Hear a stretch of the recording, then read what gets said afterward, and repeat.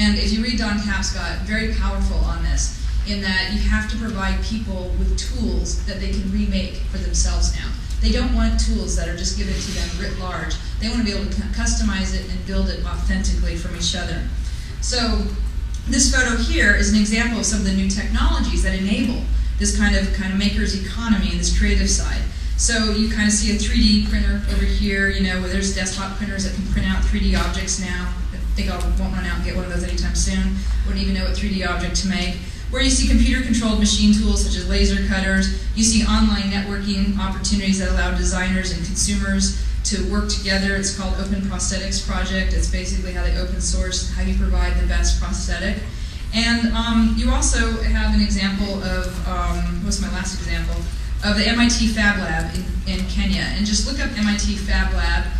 It was almost so overwhelming I couldn't explain it very well, but they really help make design and production resources available to low-income communities around the world, and basically trying to get people to create.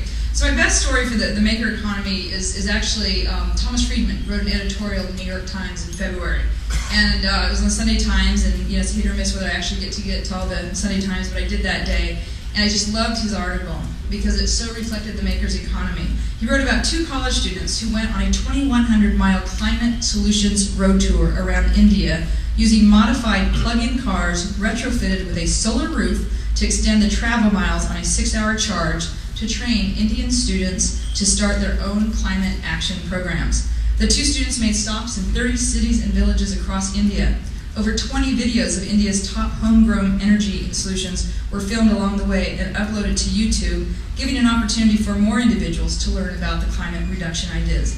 Through the YouTube videos, more interest was generated and more individuals hopped onto this 2,100-mile caravan, highlighting the innovations, all designed to have Indian youth think about the climate solutions and not wait for India to solve the problem.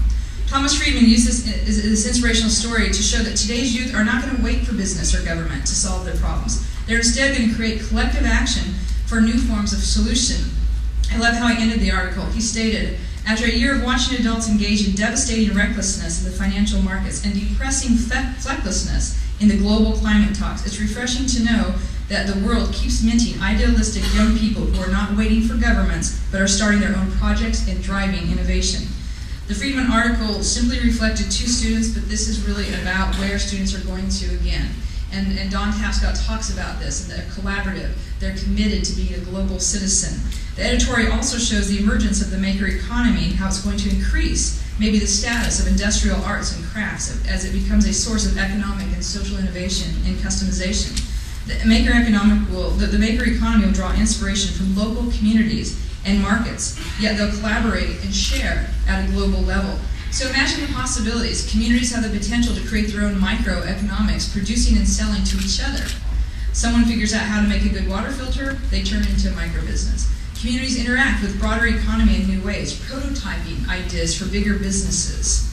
So the next slide shows a couple different ideas that exist within or different examples that exist within the maker economy. The top left one, Instructables, that's where basically I can go to that website and learn how to do anything. I can learn how to build a wind turbine if I'm so motivated. The one on the right is Troy Howard Middle School. They've created a greenhouse. They're harvesting their greenhouse and turning it into a fundraising arm of the school. The bottom left is the Fab Labs are in the US too, the MIT Fab Lab. This is South Bronx residents using mobile Fab Lab to make irrigation pipes and furniture. So they bring the Fab Lab to the school and help kids design. The bottom right is a school called Tinkering School, where this kind of sounds dangerous. Students are allowed to directly play with power tools and other machines. I told you the industrial arts are coming back. The Tinkering School offers an exploratory curriculum designed to help kids aged 7 to 17 learn how to build things. By providing a collaborative environment in which to explore basic and advanced building techniques and principles, we strive to create a school where we're all learned by just fooling around, by tinkering with things, and hence the name. All activities are hands-on, heavily supervised, and at least partly improvisational. Not pictured is a school in Oakland called Students in Free Enterprise. They're at a large school, and they have an academy in there called the Fremont Business Academy, and the students have started a number of businesses. They have a food cart so kids won't go off campus. They started making business cards for the local community businesses. They even have a tax advice service. They got trained on how to give tax advice and provided this service in their community. And then they also provide tutoring. If you click on our website, there'll be a link to Edutopia that shows this school. It's really quite remarkable. At New Tech, it's all about project-based learning because they want people to find problems and they want the kids to solve the problems. We live in an age where we can't just give the answers and we can't expect kids to memorize information and succeed. Instead, we have to facilitate this desire for them to be the creators and the producers of the future. So how can schools and students have an authentic, meaningful role in their communities as makers and producers and innovators? This gives us a whole new opportunity to participate with our community. How do we prepare students to be innovators and creators who can establish, find a problem, and design a solution? Can we expect the maker economy to influence traditional curriculums, school-to-work programs, and vocational training? Can the maker economy give new meaning to efforts in project-based learning and purpose-driven knowledge acquisition? What new models of education suggested by the maker economy will transcend this industrial age assembly line model of a factory school into a design school? We're not producing factory workers, but we're producing designers and creators. And then we're actually towards the end. We're at knowledge. We're at what we call pattern recognition. We're now moving to talk very opposite from this inner self, narrowed to the broadest. The Just Driver does not sound like a new story. We've all been hearing for a long time, we live in a world of information overload. Well, guess what? It's going to get worse. There's going to be more and more information. So what's the difference that we're going to see in this shift for 2020? Is that we're going to move from this data-saturated world to using visualization as a way to make sense of everything, and individualizing personalized data to track our own lifestyle metrics. So we're going to start with the personal metrics.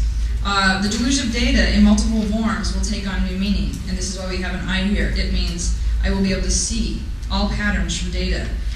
So essentially, given these new tools out there, such as biometric measures, which measure our health status, our fingerprints, our retinal, cognitive things that we've talked about, the computer adaptive testing, online games, the new resources we have in neurological, sorry, I'm not there yet, brain imaging data that we now have, genetic, how we can have our DNA histories, how we can actually reform our DNA, online persona, avatars, collaboration on wikis that can track me and tag what I'm contributing to, tagging, taste trails like Amazon, where I go there and I buy a couple books and I'll get emails about some other books I might like.